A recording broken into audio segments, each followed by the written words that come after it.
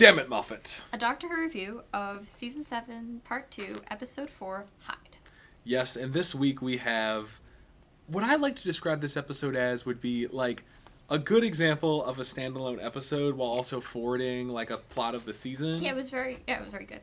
I liked it. Well, it's great that they could have, like, a random standalone episode that was about, like, ghosts or not. And then, but also it's, like, these little things like, oh, the TARDIS doesn't like Clara, or does it now?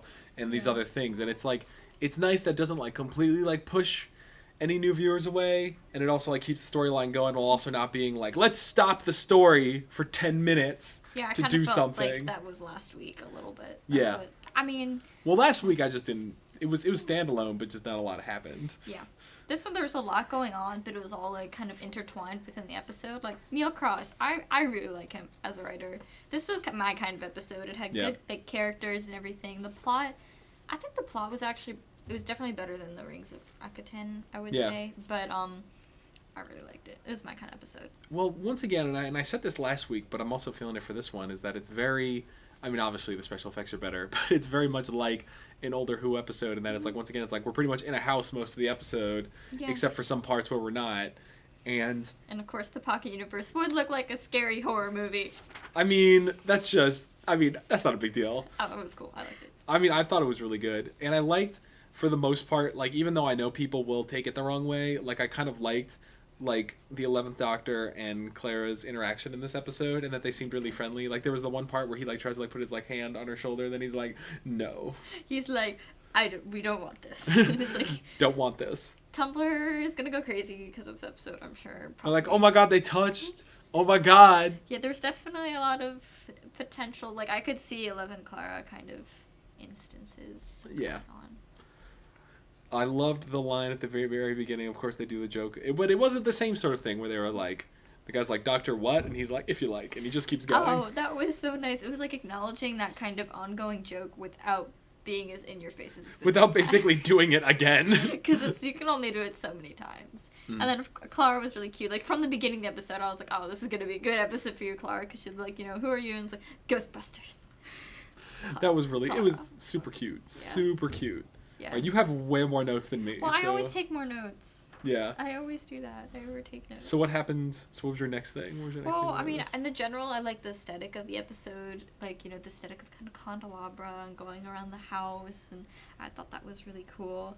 The kind of friendship dynamic between Clara and Eleven's really nice. The whole, like, dare me to do things and stuff. But I could see how it could be construed, especially because this episode has, like, a central theme. It definitely had love. Mm-hmm. And, like, relationships were key. Like, at the end of the episode, I didn't really care about, like, the random guy and the girl. But there was a lot of parallelism going on. There was a lot, especially with the scientist, whatever he was, and the doctor. Yeah, I think I took some notes about that. I don't remember. I guess I didn't write things down. But the whole idea where he's, like, a war hero, and he's, like, kind of lonely, and then there's this one person that kind of brings him back to light. And I mean, I always like to think of that kind of... If this was 10, it would have totally been, like, a 10 Rose Heavy episode. But one of the other things was there was also a lot of discussion of parallels after the Doctor went through, like, the millions of years thing, whatever. There was also parallels on parallels on parallels. Love parallels, so I love this episode. There was the whole discussion with... Clara and there was Clara and the Doctor with that whole discussion about like, oh, like we're all dead, and which is very reminiscent of the discussion Rose had with the 9th Doctor in the second episode of the new series. Everything with the whole thing of seeing Earth like live and die, and that was everything has its time, everything dies. God, it hurts. And then when he had the suit, I knew that was gonna happen because we saw it in like trailers and stuff. I remember everyone on Tumblr freaking out about that suit. And then I saw it, and I was like, and you were all like, oh, well, at least he doesn't have the helmet on. And then he had the helmet on, and I was sad. I just have a big line of, no, right here on that was page. So great. But I loved the idea. That was a very solid sci-fi concept of, like, it's like, oh, well, it looks like she's not moving now, because actually it's spread over, like, millions and millions of years. Very cool, very cool. I was kind of waiting, like, I was a little nervous at the beginning of the episode. We were talking, I'm like, is this going to be like a... Well, here's a supernatural episode, but we're going to put the Doctor and Clara in there instead. No, there was some good sci-fi. No, it was good sci-fi twist. I had no reason to be concerned. It was very, very well executed. And I liked the fact that, unlike, say, last week with the monster, where, like, What they did was when they used CGI, like the monster was super far away, really dark, you couldn't see anything, and then when they showed it just went for it. And then when they showed it up close, it was either a model or it looked really, really good. But I'm like, see, this is how you do a monster correctly. Unlike last week, where it looks really cool for first, and then when you see the CGI, it looks like a cartoon. Yeah. Like, there's a way to make CGI look good, and last week was not. This week was good. Let's see. Parallels. Oh, I also kind of saw some parallels between this and The Unquiet Dead, because in my head I was trying to go to, like, in the past, like, what they've kind of done with the ghost stories. Yeah. Definitely saw the parallels between Emma and Gwyneth. Yes. For sure. Kind of being the lantern, both for, like, the people that they were with in their universe, and then for these kind of alien monsters. Only I was really glad Emma didn't die. I was kind of concerned about great. I was concerned about that. I was like, if they kill her off. I mean, and I also understand why they did the thing with the random time traveler lady, where they're like, really cool. This could be your great granddaughter. I'm like, okay, whatever. I mean, I didn't think that was. It was an. I guess that really didn't add anything to the episode for me, but it tied the theme together well. So the whole love and all that. But Clara is perfectly ordinary, according to this psychic. See, that's the thing is that, like, because I think other people have been like, oh, she's perfectly normal, perfectly ordinary. Mm-hmm. It's like, I feel like maybe something through time or whatever is telling people to say that. I don't know. Yeah, I don't know. It's really sketchy because obviously the TARDIS is on her. The TARDIS like physically growled at her this episode. I was like, whoa. And then put out like Sassmaster hologram. Yeah, it's like, oh, this is the interface we think you'd like best. Ooh, harsh. Damn. TARDIS is sassy. I love the TARDIS. I mean, I feel like that might say something about Clara. I don't know. I don't know. I mean, she thinks she's clever, I guess. So. Oh no, they talked about holding hands a lot and it made me sad. Well, I mean, since they've confirmed David Tennant and Billie Piper are coming back with all those... What was that real creeper photo you showed me where, like, someone took photos of them at, like, a diner? Like, I think it was that... Because I think it was David Tennant's, like, birthday dinner, because they're going out for his birthday, and he was with some guy, Jenna, and Billy for dinner. And it was really cute. And I was like, this is a really creepy photo person. But thank you. No, you really shouldn't have took it. But it was like, okay, I guess this is here, and so I will appreciate it. And there's all the photos of him and Matt Smith on set together in outfits. Really exciting. But they also, do you have anything else to say about this episode? This episode, I mean, what would you give it? Well, the one thing before that I just remembered is time photography. I want to be a time photographer.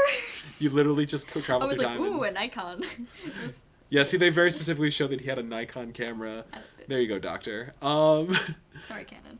Sorry, Canon. Sucks to be you. I don't know how that worked out, but if I had to rate this episode, I'd give it a 4 out of 5. It was enjoyable, especially on like the recent Doctor Who scale. Yeah, it's like a 4 out of 5. Yeah, it was a nice, not distraction, but it was a nice like diversion from life. It was just a very good television episode. I really liked it. I mean, I feel like it won't be for everybody. Like if you really like last week's, you probably won't like this week's as much. They're definitely different kind of tones, but this is my kind of episode, so definitely 4 out of 5 for me. So the name of the last episode of this season has been revealed, which is The Name of the Doctor. When you told me this morning, I was like, "You're joking, right? Please tell me you're kidding. They're not actually doing that." I mean, I knew it was true because Moffat.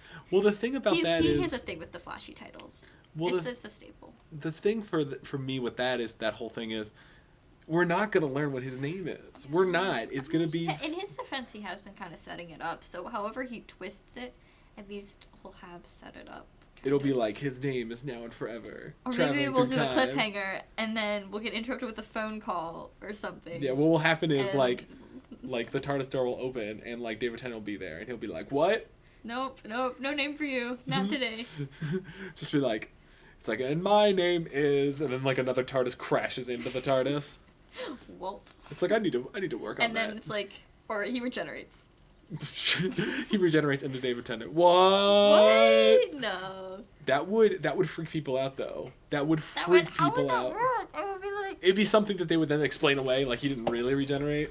But that would freak people out in like a way that's like, oh my god, what's going on? What's going on? I don't know. Or like, I don't know. Something happens and like Rose comes into the TARDIS. I don't know. I will cry. I will cry a lot.